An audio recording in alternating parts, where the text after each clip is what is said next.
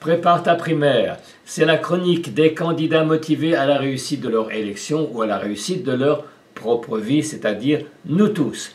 Je reviens sur la primaire des droites, le deuxième tour qui avait lieu le 17 novembre 2016.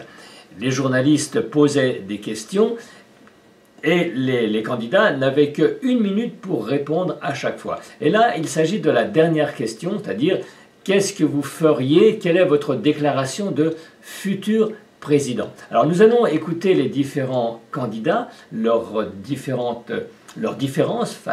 façons de répondre, la tonalité de leur voix, leur caractère, parce qu'on entend tout ça dans une voix. Alors on va écouter d'abord une fois sans commentaire. Vous allez fermer les yeux et écouter dans des séquences très courtes quelle impression ça vous fait. On dit souvent qu'on n'a pas une deuxième fois l'occasion de faire bonne impression. Et ensuite, nous réécouterons et je vous ferai mon commentaire sur chaque voix. Vous êtes prêts? On y va. Jean-François Copé, ici présent. Restaurer l'autorité, libérer le travail, développer le numérique et troisièmement lutter contre le communautarisme. Alain Juppé. Ce soir, je suis prêt à apporter des réponses à la fois concrètes et je l'espère efficaces. Je veux d'abord restaurer l'autorité de l'État et la dignité de la fonction présidentielle qui est aujourd'hui gravement atteinte. Nicolas Sarkozy, ici présent. Je pense que les défis pour notre pays n'ont jamais été aussi importants depuis 1945. Choc migratoire sans précédent, chômage de masse, la plus forte imposition d'Europe. Ensuite, nous avons Bruno Le Maire. Le renouveau est une urgence vitale pour notre pays. Le 7 mai 2017, le renouveau va gagner et cela ne dépend que de vous. Nathalie Kosciusko-Morizet. Une nouvelle société est en train de naître. Je veux donner à chacun d'entre vous les moyens de conduire sa vie comme il le souhaite. Je veux accompagner le changement pour qu'il profite au plus grand nombre. Jean-Frédéric Poisson. En réalité, les responsables politiques de la droite et du centre se sont accommodés de ces réformes, de ces projets. Et enfin, François Fillon. Je veux être le président du courage, le président de la vérité, le président de l'action et le président de l'honnêteté. Et nous allons maintenant les réécouter un par un. D'abord, Jean-François Copé. Restaurer l'autorité, libérer le travail, développer le numérique et troisièmement lutter contre le communautarisme. Et pour finir juste là-dessus, mon idée. Alors, qu'est-ce que vous en pensez? Voilà mon opinion. Quand j'entends cette voix, il me vient à la mémoire l'image du camelot qui débite un peu son baratin en énumérant les avantages, etc., pour faire acheter, avec une voix un petit peu haute, avec une énumération qui ne marque pas vraiment les esprits, même qui manque de, je dirais, de présence, qui manque de hauteur et qui manque de distance. On n'est pas en train de nous vendre quelque chose, on est en train d'affirmer un caractère, une personnalité, un programme. Donc la voix pour moi de Jean-François Copé est un petit peu trop sur la justification. Il veut nous vendre quelque chose. Alors réécoutons Alain Juppé. Et ce soir, je suis prêt à apporter des réponses à la fois concrètes et je l'espère efficaces. Je veux d'abord restaurer l'autorité de l'État et la dignité de la fonction présidentielle qui est aujourd'hui gravement atteinte. Le ton est juste et sincère. Il y a de la conviction, mais pour moi, la voix reste comme enfermée. Quelque chose n'éclate pas vraiment et le discours, pour moi, reste en retrait. D'ailleurs, la diction en souffre avec certaines syllabes qui sont mangées ou escamotées. Alors, est-ce que c'est l'âge ou la fatigue?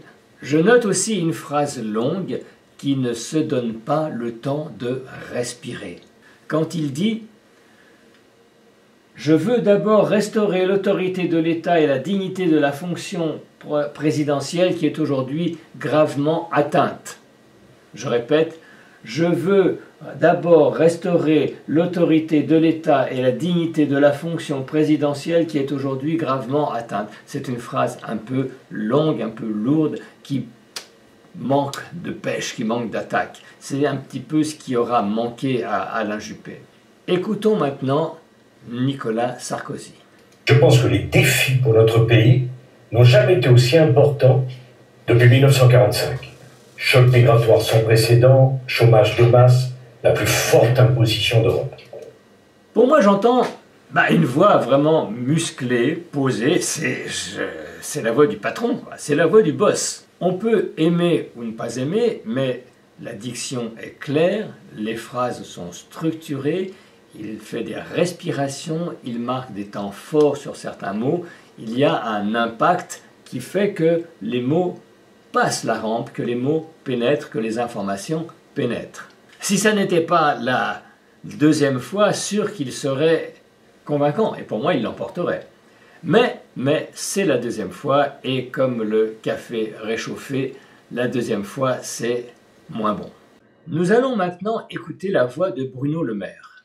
Le renouveau est une urgence vitale pour notre pays. Le 7 mai 2017, le renouveau va gagner, et cela ne dépend que de vous. Alors voilà une voix qui se précipite, qui arrive un petit peu comme l'élève qui a appris sa leçon par cœur et qui vient nous la réciter et qui ne veut rien louper. C'est un petit peu juvénile et un petit peu léger pour nous parler du renouveau qu'il cite 2 fois, mais selon moi ça manque d'autorité, ça manque là aussi de solidité intérieure, de calme et de vrais mots. Ça manque de vrais mots.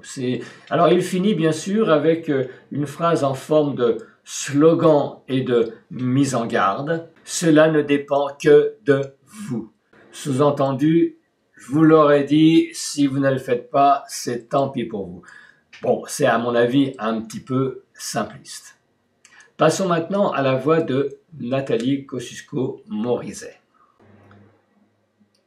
Une nouvelle société est en train de naître. Je veux donner à chacun d'entre vous les moyens de conduire sa vie comme il le souhaite. Je veux accompagner le changement pour qu'il profite au plus grand nombre. C'est la voix de quelqu'un à la fois impatient, un petit peu troublé, mais j'entends de la mélancolie, en même temps que du lyrisme et de la conviction dans cette voix. Je ne sais pas pourquoi elle m'évoque certaines voix de la guerre, certaines voix que les gens écoutaient sur un poste presque en secret, comme un appel lointain à se mobiliser. Une voix donc en demi-teinte qui est à la fois forte et triste en même temps.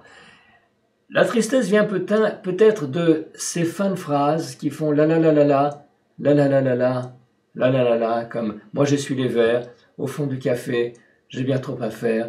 Il y a quelque chose qui retombe. C'est néanmoins une voix que j'entends émaner du cœur. C'est une voix qui s'engage. La déclaration de Jean-Frédéric Poisson.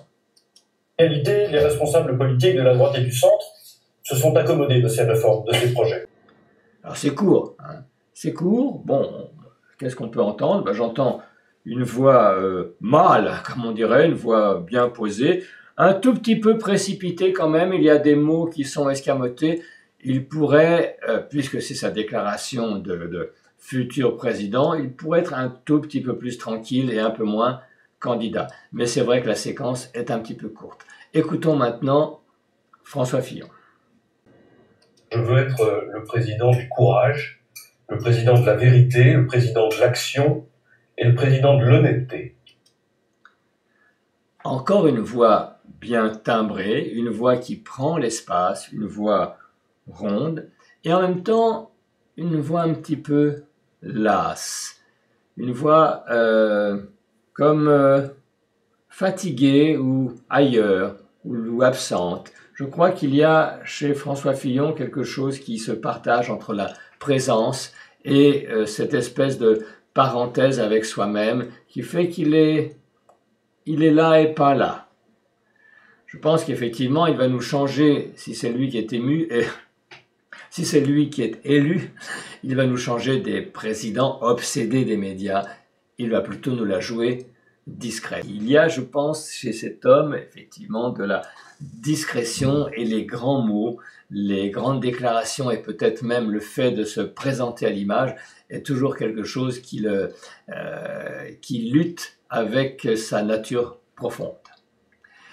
Eh bien, nous voilà à la fin de cette séquence. Donc, je vous rappelle que le meilleur candidat à la réussite de votre propre vie, c'est vous-même. À bientôt pour une prochaine primaire.